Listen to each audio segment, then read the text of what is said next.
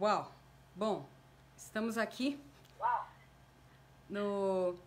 na conexão regular do Facebook, porque eu estava, na verdade, fazendo um teste com a Beatriz num outro programa que compartilha, né, com o Facebook as transmissões, mas que acredito que em função do tipo de conexão que a gente está, ou da velocidade da internet agora, a gente estava com um delay muito grande.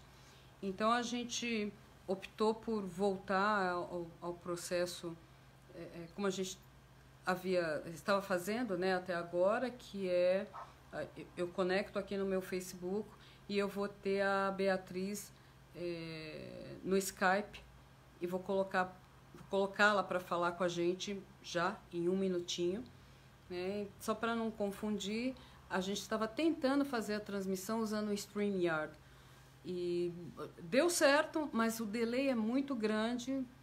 Vamos ver se isso é uma coisa momentânea da internet.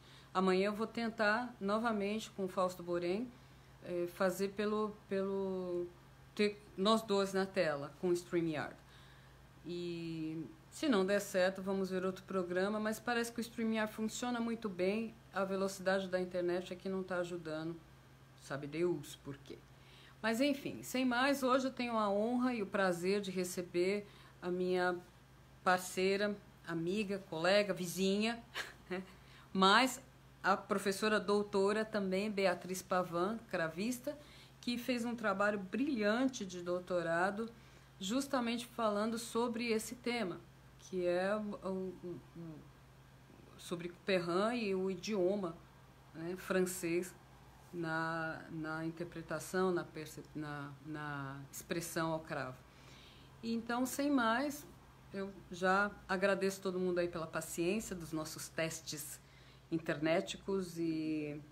Ah, sim, e desculpe, ontem realmente eu tive que deixar o vídeo gravado porque foi um problema meu. Eu, no dia do meu aniversário, fiquei com essa coisa de mudar a privacidade do acesso ao meu Facebook e acabei bloqueando todo mundo. Então eu falei por quase 20 minutos sozinha, achando que vocês tinham me abandonado. E aí causou um certo frisson, porque como os amigos não me encontravam, achavam que o Covid tinha chegado aqui em casa e foi uma loucura. Beatriz quase veio aqui arrombar a porta. Então, assim, eu agradeço de coração a preocupação de todo mundo e principalmente a Beatriz e o Edmundo, que se movimentaram aqui achando que eu estava com algum problema. O meu problema é, de fato, a data de nascimento, né? Então, deu tudo certo, tá? Então, gente, sem mais, vou passar para vocês Beatriz Pavan, que está bem aqui, não é? No meu Skype e vai falar com vocês agorinha, né? Bia, é com você. Vou aumentar o volume aqui. Vamos lá. Vou ajeitando aqui o meu telefone para te ver. É com você, Bia. Então, boa tarde, obrigada, Sônia, pelo convite. E é muito bom falar sobre isso. É a primeira live da minha vida, né? E tô até assim, meio nervosa, porque eu nunca fiz uma live, meu Deus. Bom, enfim, a Sônia pediu que eu falasse sobre o idioma francês e a expressão musical na música de François Perrin. É um assunto que me interessa muito e já faz tempo que eu venho pesquisando sobre isso. E aí eu queria começar falando um pouco sobre a minha experiência ao cravo, que na verdade é de muita gente. Muitos dos cravistas vêm do piano, vêm da experiência como pianistas. E como pianistas, nós tivemos contato com o repertório barroco, que é para o piano também, né? Que também se adequa ao piano, que é o barroco alemão, Bach, quase sempre, às vezes alguma peça do barroco italiano, muito menos às vezes ainda no barroco português, mas o francês quase nunca. E quando eu fui estudar cravo, isso ficou meio eu ficava... por quê, né? Por que esse repertório francês ele é tão específico, ele é tão diferente de todo o resto e só fica bom, realmente bom, no instrumento para o qual ele foi composto. E aí, então, eu comecei uma pesquisa nesse sentido.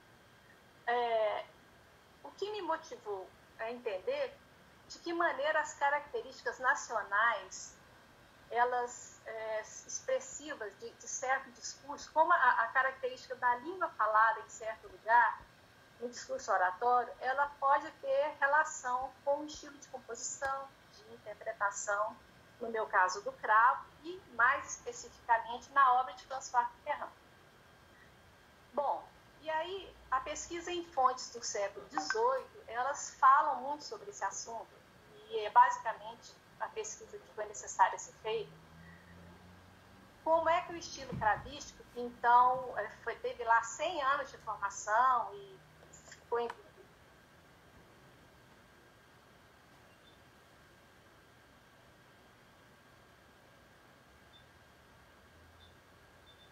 outras nações. Opa! Deu um erro.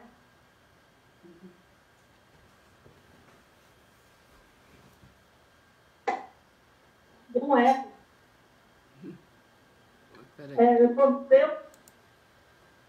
Bom, e aí as inflexões da língua francesa, assim como a música francesa também, elas tomam um tudo que é muito característico, é muito diferente de outras nações do mesmo período, né?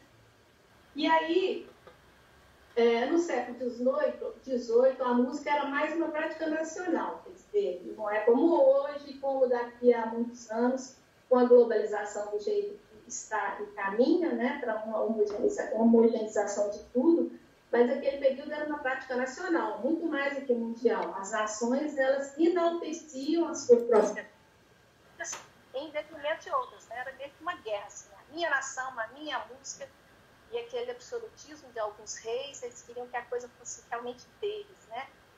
E então tem os estilos muito bem separados. Na França, a gente pode citar Chambonnier, Louis Couperin, Danglebert, Lebègue e o François Couperin, gerado François Couperin, né, o cabra do nosso assunto, e que são pessoas que construíram esse estilo de interpretação cravística. A construção do estilo francês, de execução, de composição ao cravo, ela tem algumas origens, como, por exemplo, a origem italiana, a pessoa de, por exemplo, Chambonnier, que eu falei, que é um dos primeiros, para não dizer o primeiro, e mesmo Jean-Baptiste Lully, que era italiano e foi para a França, né? Por que Chambonnier? Porque Chambonnier estudou com Carissimo, que era italiano.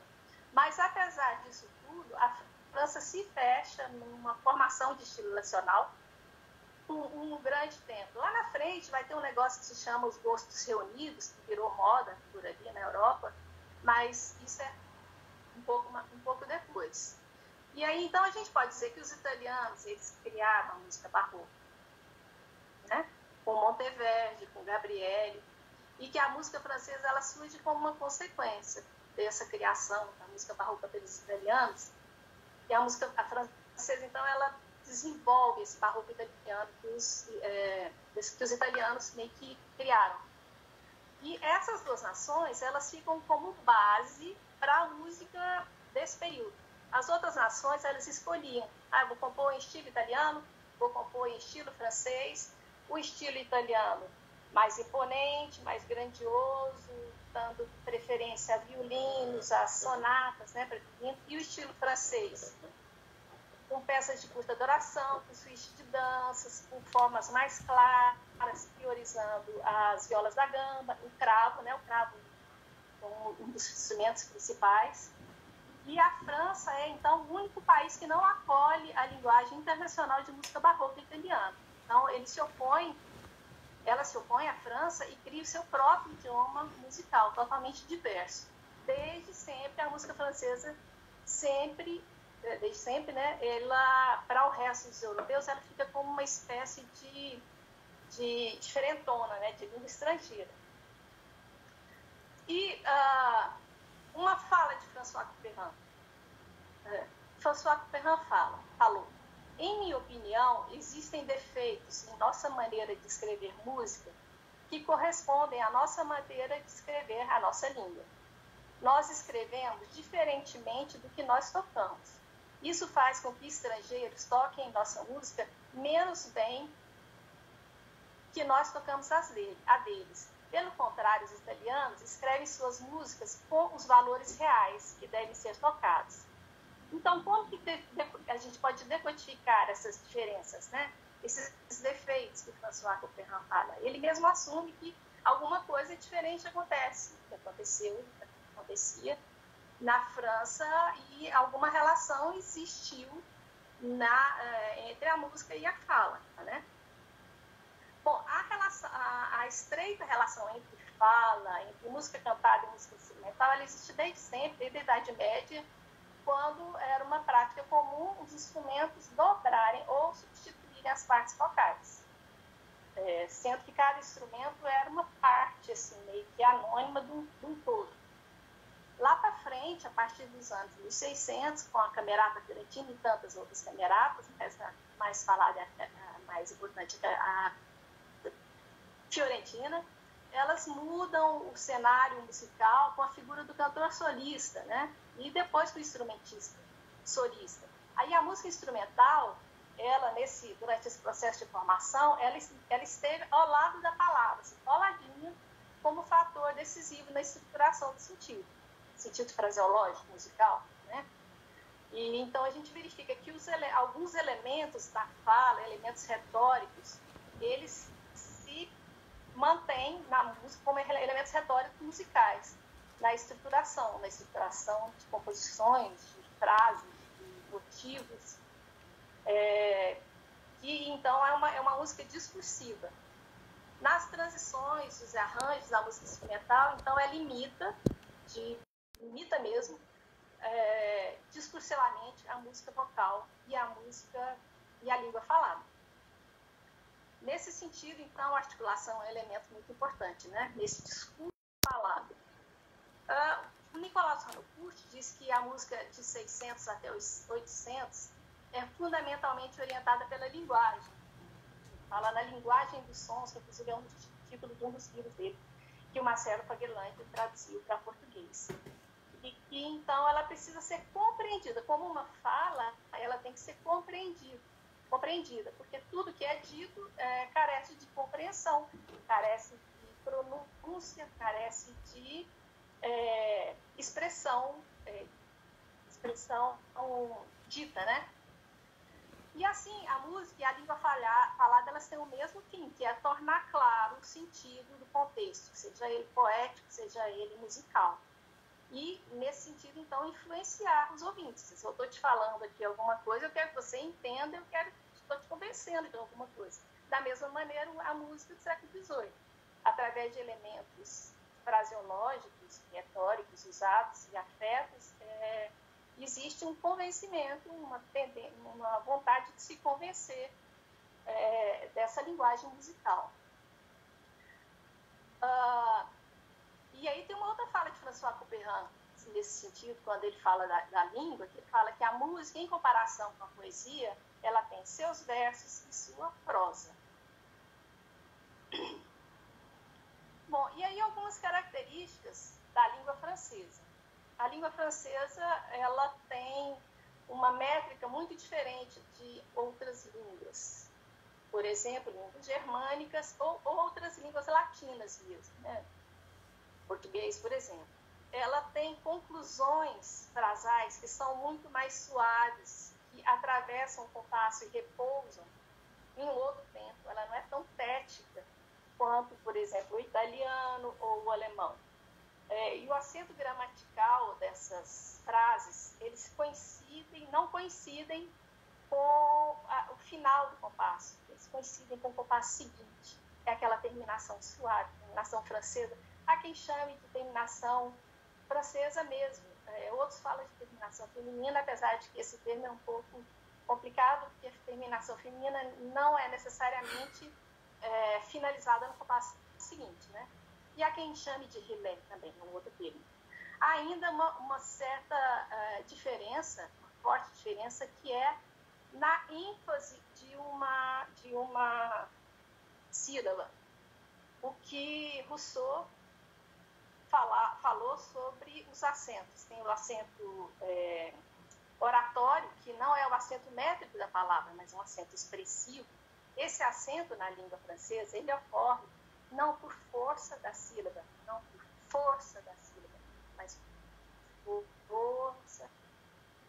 mas por prolongamento da sílaba. E isso é muito interessante, porque é uma forma completamente diferente de dar ênfase, de acentuar, né? uma sílaba, uma nota, motivo.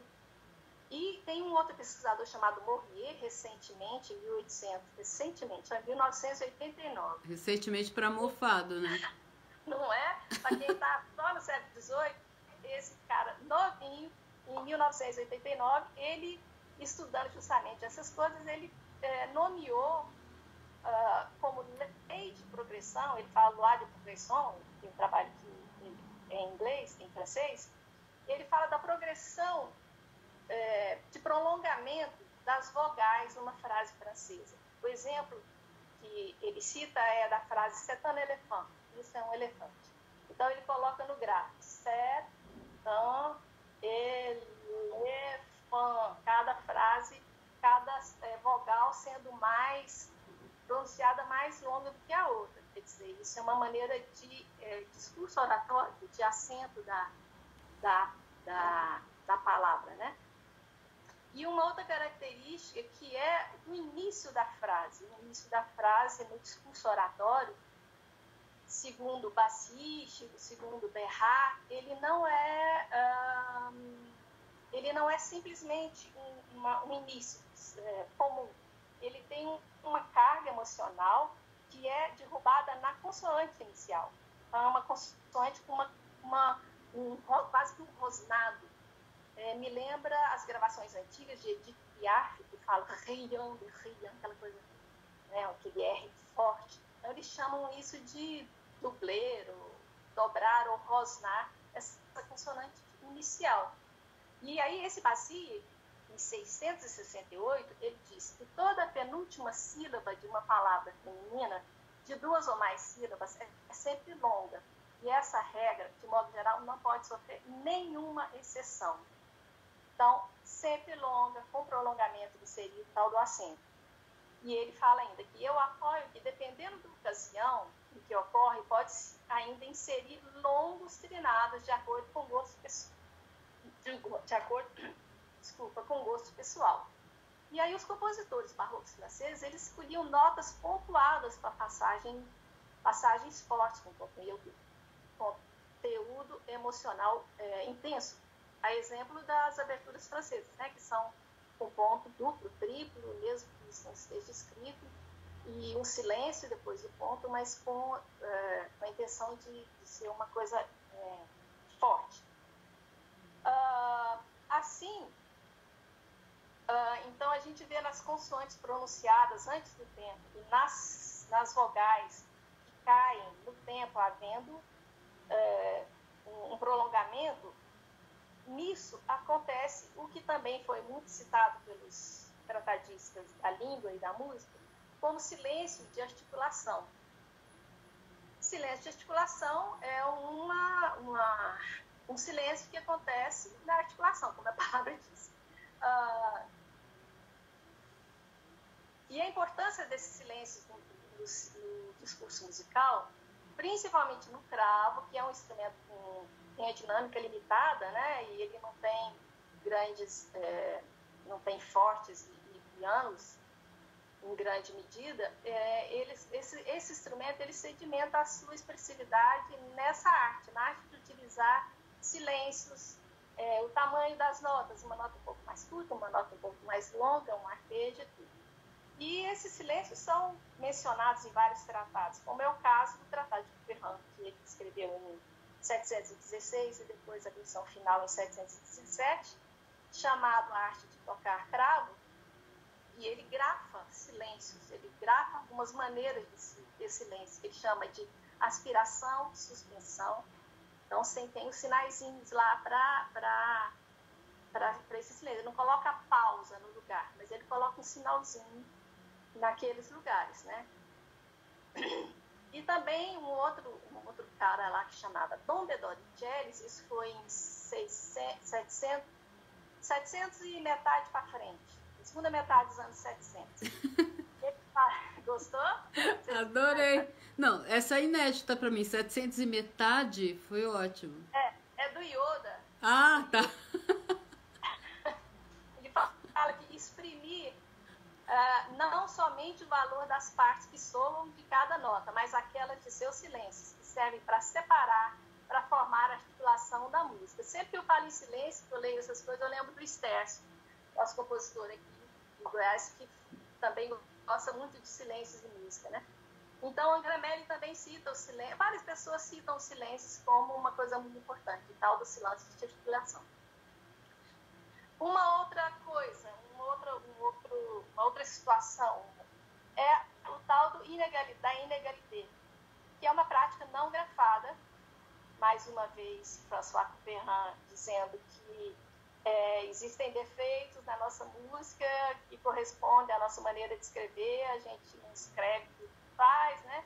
Então, a prática do inégalité também não é uma prática escrita na música, é uma prática escrita em tratados, como tantas outras coisas desse período, mas na obra francesa do século XVII e XVIII, frequentemente, constantemente, vê-se sequências de notas que são escritas iguais, grafadas iguais, por exemplo, 4 e 4 colcheias, sem ligadura, sem ponto nem nada, mas que devem ser tocadas desigualmente, pois a exceção era o toque igual, quer dizer, tocar igual era a exceção. Algumas obras, François Couperin mesmo tem um alemão que ele escreve, aqui deve-se tocar as colcheias iguais. Quando não está escrito, é tudo desigual. E aí, o que leva a essa desigualdade? Assim? Bom, eu gosto muito dos dedilhados antigos, eu sei que não é uma unanimidade, mas eu acho que os dedilhados antigos, eles levam a essa desigualdade natural e é muito interessante. O dedilhado, por exemplo, é um exemplo, só para quem não sabe que o dedilhado antigo é o cravo, né? 3, 4, 3, 4, 3, 4, né? Não aquele dedilhado de passar o polegar por baixo, mas de passar, né? Isso causa uma certa desigualdade, que é muito interessante. E nos instrumentos de sopro também, as sílabas que são ditas para se conseguir articulação, né? A sílaba TU, DU, que é um outro aspecto que causa dá uma pesquisa interessante, porque, por exemplo, esse TU, DU, que é tudo para nós aqui, num tratado francês, ele seria tu, du, né?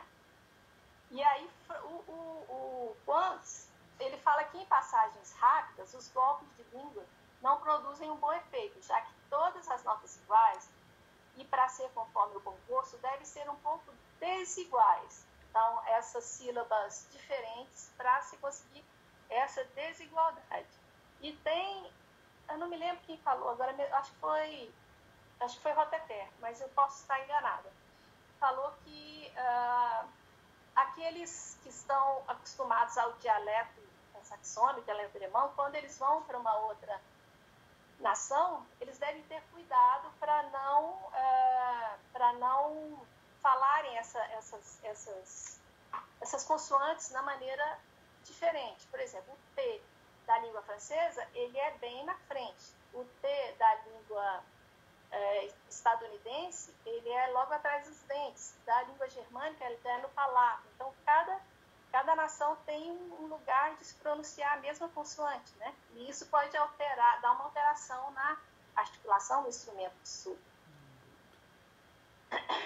Manuinha, um minuto. E um outro elemento é a acentuação.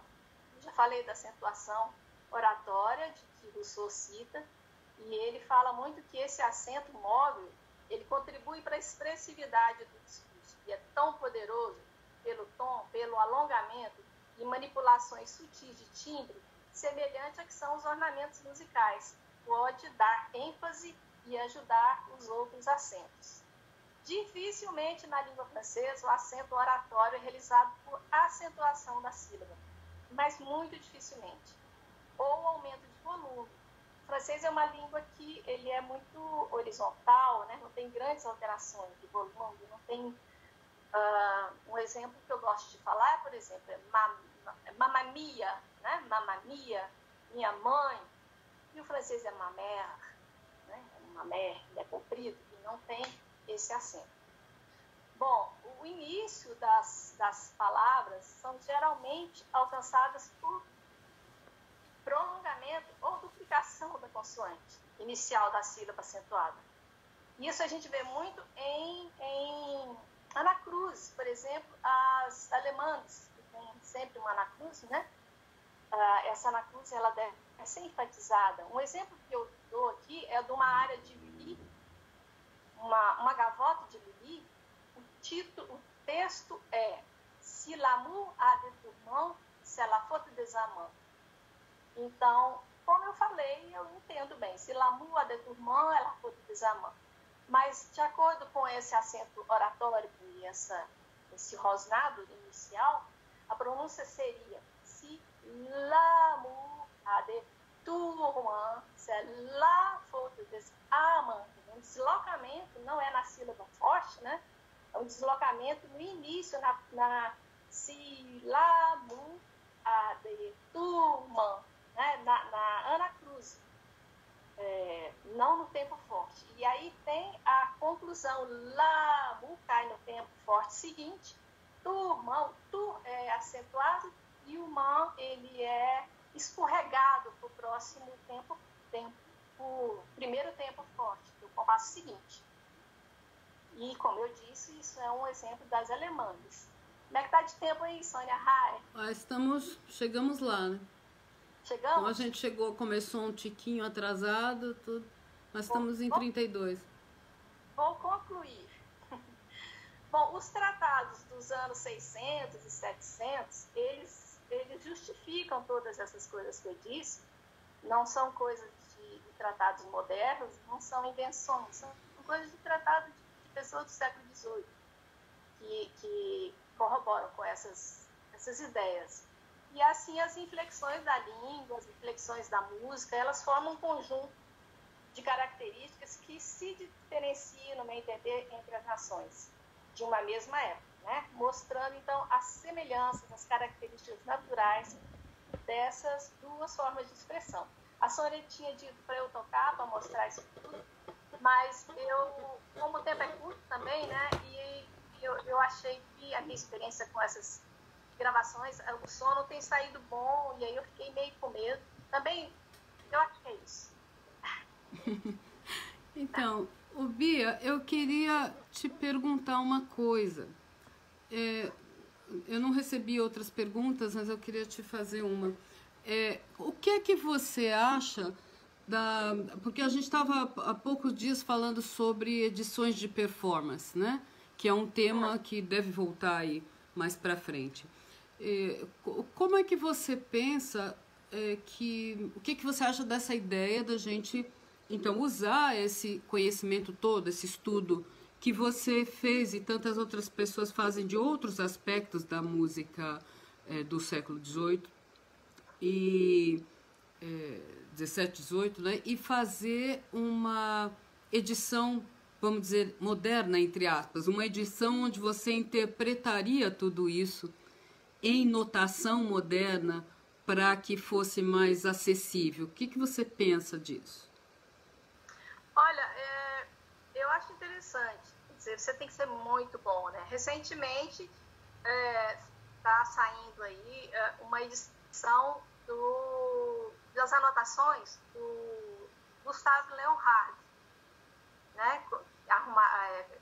Acharam lá umas partituras dele, com anotações dele. Então, a partir dessas anotações, tem a Barenreiter, me parece, fez a edição dessa obra com as anotações dele. Eu ainda não vi só uns PDFs assim, soltos, mas eu acho muito interessante, eu acho que vale a pena, porque isso ajuda, né? O repertório do século XVII e XVIII, as partituras não tem muita coisa escrita, elas são muito limpas, né? os aspectos assim, de ornamentação, de improvisação e de interpretação, eles estão nos tratados, né? Se você não lê aquele tratado tal para tocar aquela peça, você vai tocar apenas as notas que estão lá, e aí fica um buraco, né? Pois tem um comentário aqui do Gustavo Carneiro, está dizendo assim, são passos para a universalização do acesso ao conhecimento. De uma certa forma, né, se todo mundo tiver que ler todos os tratados para entender o que significa aquela vírgula, aquele sinal, a gente vai distanciar muito o performer da possibilidade de vivenciar, tocar essa música, não é? Tem razão, Sônia, tem razão, Gustavo, também. Obrigado pela pergunta. É isso. O que você disse numa das suas lives, eu não me lembro qual, sobre a música contemporânea, sobre a performance, né? Acho que foi quando você falou da pedagogia da performance, da necessidade da gente escrever e registrar coisas de pedagogia, né? Eu acho que é importante mesmo. Tem razão, eu acho que é válido. E não é uma prática comum, né? Pois tá aí um tema, né, muito importante, necessário de pesquisa para quem atua com música antiga, porque existem tantos aspectos que podem ser revertidos em publicação, né? Porque uma coisa é você fazer uma edição e você tocar aquela edição. A outra coisa é você desenvolver um processo de pesquisa sobre a edição, que significa fundamentá-la. E o que a gente acabou de ouvir por 30 minutos foi uma fundamentação de por que se tocar de X maneira. Então, hoje, você, com a sua tese já defendida, se quisesse extrair dela a edição de uma determinada peça do Couperin que você discutiu na sua tese, é um produto de pesquisa legítimo, né? De uma pesquisa já realizada que nos permitiria maior acesso ao repertório. E eu faço votos que aconteça. Não assim que eu queira tocar muito mofo, né? Então, não é isso, mas... Rosana Caetano está dizendo, essa live de hoje está muito interessante, obrigada. O que acontece, o que aconteceu já há algum tempo, vem acontecendo, no caso do baixo contínuo, por exemplo, edições de baixo realizado e que leva a uma acomodação das pessoas, né? Ninguém vai aprender baixo contínuo, mas não vai aprender a cifra, baixo cifrado, porque tem aquela edição realizada, né? Então é um outro lado, assim, é o lado negro da coisa. Se bem que assim, o conhecimento, né, Beatriz? Eu fico pensando que o conhecimento, você tem que querer, né, conhecê-lo. Então, se é um indivíduo pegar um baixo realizado e não estiver interessado em saber como é que aconteceu, ele certamente será um intérprete menos profundo no que ele está fazendo, né? E se ele quiser saber, a informação está lá. Então, talvez eu entendo isso, mas se a gente fosse medir, né, o que vale ou não a pena fazer, pensando, vamos, entre aspas, nos preguiçosos, então a gente vai virar um também. Não vou fazer porque senão o pessoal vai ficar preguiçoso. Aí eu também não faço, né? Aí ficamos todos preguiçosos. É de uma grande oportunidade de fazer uma música que é a sua cara, né? Porque a realização do baixo cifrado, ela é improvisação. Sabe o que me lembra isso?